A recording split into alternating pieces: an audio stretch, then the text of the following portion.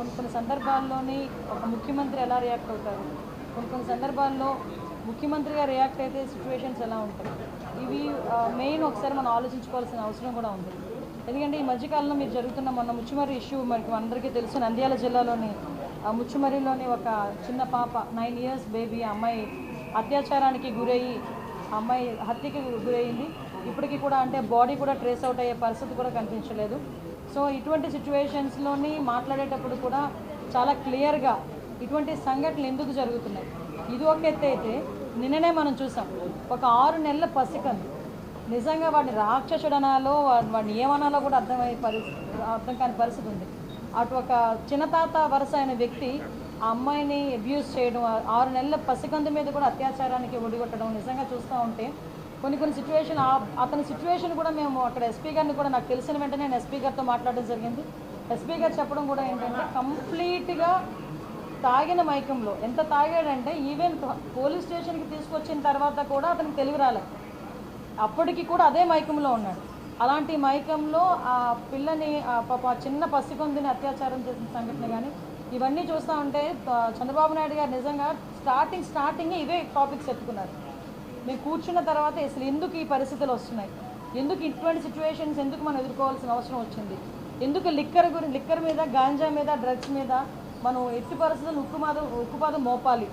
ఈ గంజాయి మత్తులోని కానీ డ్రగ్స్ మత్తులోని కానీ ఈ మద్యం మత్తులోని కానీ వీళ్ళు చేసిన అరాచకాలు చూస్తూ ఉంటే ఎక్కడో ఒకటి వీళ్ళకి ఫుడ్ స్టాప్ పడాలి అనే ఉద్దేశంతో ఎస్పెషల్లీ ఈ 2 కేసుల విషయంలో మనకి విజయనగరం జిల్లాలోని రామభద్రాపురం మండలం జీడికి వలసలోని జరిగిన 5 నెలల పసికందు మీద జరిగిన అత్యాచారం కానీ ఇప్పుడు ఈ మచ్చుమరిలోని అమ్మాయి హత్య విషయంలోని కానీ చాలా సీరియస్గా స్పందించి గౌరవ ముఖ్యమంత్రి గారు ఈ 2 ఇష్యూస్కి కూడా ఒక స్పెషల్ కోర్టును కూడా ఇమీడియట్గా ఏర్పాటు చేసి ఆ స్పెషల్ కోర్టు ద్వారా అతి తొందరగా నిందితులు ఎవరైతే ఉన్నారో వాళ్ళకి శిక్ష పడే విధంగా చేయడానికి ఆదేశాలు కూడా జారీ చేయడం జరిగింది. అదేవిధంగా ఇప్పుడు ఎవరైతే మనకి ఈ ముచ్చుమర్రి విషయంలోనైతే ఆ అమ్మాయి మరి అతి క్రూరంగా చంపబడింది. ఏదైనా మనం మామూలుగా మాట్లాడుకునేటప్పుడు కూడా చాలా క్లియర్గా ఆలోచన చేసుకోవాలి. ఆ అమ్మాయిని కూడా గొంతు నిలిపి చంపి అక్కడ వాళ్ళు చెప్పిన విధానం బట్టి ఒక రాయి కట్టి అక్కడున్న చెరువులోనో కొలలోనో పడేసిన పరిస్థితి. సో అటువంటి సిచ్యువేషన్లో అమ్మాయి బాడీ కూడా ట్రేస్ అవుట్ అవ్వలేదు. ఎన్డీఆర్ఎఫ్ బృందాలు ఇంచుమించుగా చాలా ఎక్కువగా మేమందరం కూడా పంపించడం జరిగింది. ప్రతిరోజు కూడా కంపల్సరీగా చంద్రబాబు నాయుడు గారు దీని గురించి మానిటర్ చేస్తున్నారు. మమ్మల్ని ప్రతిరోజు అడుగుతున్నారు ఎంతవరకు వచ్చింది, అది రిపోర్ట్ ఏంటని అడుగుతున్నారు. దీని మీద మేము అంత ఎన్డీఆర్ఎఫ్ బృందాల దగ్గర నుంచి అన్నీ కూడా ఎతికినా కూడా అమ్మాయి బాడీ అయితే ట్రేస్ అవుట్ అవ్వలేదు. ఇప్పుడు ఆ తల్లిదండ్రులు వాళ్ళు ఎవరైతే నిందితులు ఉన్నారో నిందితులను కూడా పట్టుకుని రిమాండ్కి పంపించడం కూడా జరుగుతుంది. అరెస్ట్ చేయడం జరిగింది. ఇప్పుడు రిమాండ్ కూడా పెడుతున్నారు. అట్ ద సేమ్ టైం ఆ కుటుంబానికి చనిపోయిన బిడ్డని ఎవరు కూడా తీసుకురాలేదు.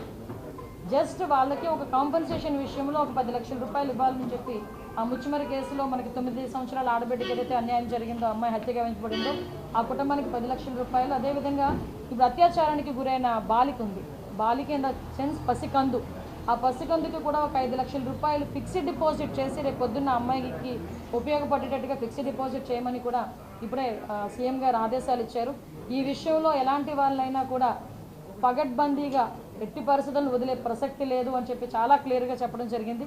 అట్ ద సేమ్ టైం ఈరోజు ఏదైతే గంజా విపరీతంగా పెరిగిపోయి, డ్రగ్స్ విపరీతంగా యూసెస్ పెరిగిపోయి, నకిలీ మద్యం తాగి వాటికి అలవాటు పడిపోయి వాటి నుంచి బయటికి రాని సిచ్యువేషన్స్లో ఉన్న వాళ్ళని కూడా ఏ విధంగా బయటకు తీసుకురావాలి, ఏ విధంగా రీఅడిక్షన్ సెంటర్స్ ఏర్పాటు చేయాలి, వీటన్నిటి మీద కూడా రివ్యూ జరుగుతుంది. డెఫినెట్గా రాబోయే కాలంలో ఆడపిల్ల మీద ఒకటి మాత్రం చాలా క్లియర్ అండి, ఆడపిల్ల మీద తప్పుడుగా చూడాలనుకున్నా కూడా భయం కలగాలి. తప్పుడుగా వాళ్ళ మీద ప్రవర్తించిన రోజే అదే ఆఖరి రోజు అవ్వాలి వాడికి అన్న విధంగా చట్టాలని కూడా మేము క్లియర్ కట్గా చట్టాలని కూడా మేము చేసుకుంటామండి. డెఫినెట్గా రాబోయే కాలంలోనే ఆడపిల్లల మీద ఎటువంటి అఘాయిత్యాలు జరగకుండా చూసుకునే బాధ్యత కూడా తీసుకుంటాం. ఏదైతే ఈ 2 విషయాలని కూడా నేనే స్వయంగా వెళ్ళి వాళ్ళకి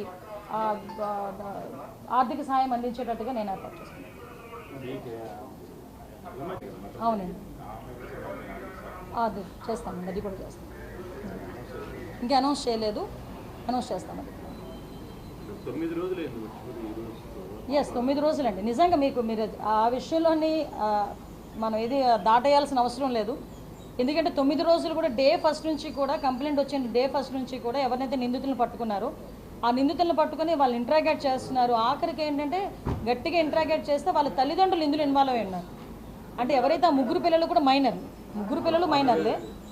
ఆ ముగ్గురు పిల్లలు మైనర్లు వాళ్ళు చేయలేరు కాబట్టి వాళ్ళ పేరెంట్ని ఎవరినో సహాయం తీసుకున్నారు. వాళ్ళ పేరెంట్ ఏంటంటే కొడుకులు రక్షించాలన్న తపనలోని ఈ విధంగా వాళ్ళు కూడా చేయడం అనేది జరిగింది.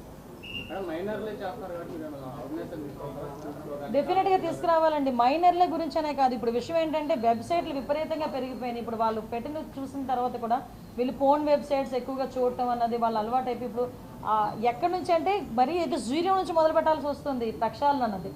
ఈ వెబ్సైట్లు విపరీతంగా పెరిగిపోయినాయి. ఎవరు పడితే వాళ్ళ చేతులు స్మార్ట్ ఫోన్లు ఉంటున్నాయి. తల్లిదండ్రులు కూడా వాళ్ళు ఏమి యూజ్ చేస్తున్నారు అన్నది కూడా ఏమి చూస్తున్నారు అన్న దాని మీద కూడా అవగాహన మనకి రావట్లేదు. ఏంటో ఇప్పుడు అంటే కొన్ని రాజకీయంగా విమర్శలు అవసరం లేదు కానీ ఇటువంటి సిచ్యువేషన్స్లో బట్ నేను ఏమంటానంటే ప్రతి తల్లిదండ్రులు కూడా దయచేసి మీ బిడ్డలకి ఫోన్లు ఇచ్చేటప్పుడు, ట్యాబ్లు ఇచ్చేటప్పుడు, ల్యాప్టాప్లు ఇచ్చేటప్పుడు ఒక కంట కనిపెట్టాలి. ఎందుకంటే వాళ్ళందరూ చిన్నపిల్లలు, వాళ్ళకి తెలియక చాలా వ్యవహారాల్లో వాళ్ళు తలదూరుస్తుంటారు. అటువంటి సందర్భంలో వాళ్ళకి తెలియకుండానే కొన్ని తప్పులు కూడా జరుగుతుంటాయి. ఇప్పుడు మైనర్లు గట్టిగా మాట్లాడుతూ మైనర్లు వాళ్ళు 12 సంవత్సరాలు, 14 సంవత్సరాలు, 15 సంవత్సరాల పిల్లలు వాళ్ళు ఇప్పుడు ఈ ఇన్సిడెంట్లో వాళ్ళ జీవితం అంతా నాశనం అయిపోయింది. మొత్తం జీవితం అంతా నాశనం అయిపోయినట్టు. ఈరోజు ఆ బిడ్డను కూడా తీసుకురాలి. ఆ విషయంలోని కూడా దయచేసి తల్లిదండ్రులు కూడా కొంచెం అవేర్గా ఉండాలి. నెక్స్ట్ స్కూల్స్లో కూడా వాటి మీద కంపల్సరీగా అవేర్నెస్ క్రియేట్ చేయాలి అన్నది మాత్రం.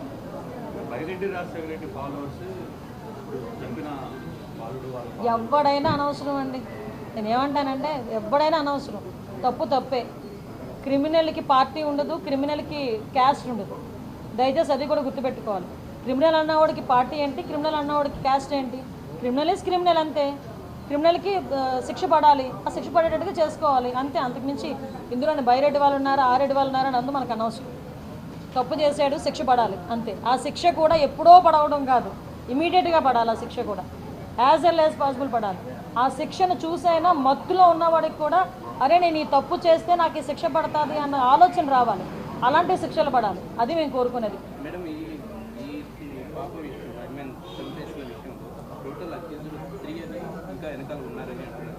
మొత్తం 5 మెంబర్స్ని అరెస్ట్ చేశారు. వాళ్ళ ఫాదర్ని ప్రస్తుతానికి వాళ్ళని అరెస్ట్ చేశారు. ఇంకా ఎంక్వైరీ కూడా జరుగుతుంది, ఇంకెవరైనా ఇందులో ఇన్వాల్వ్ ఉన్నారేమోనని.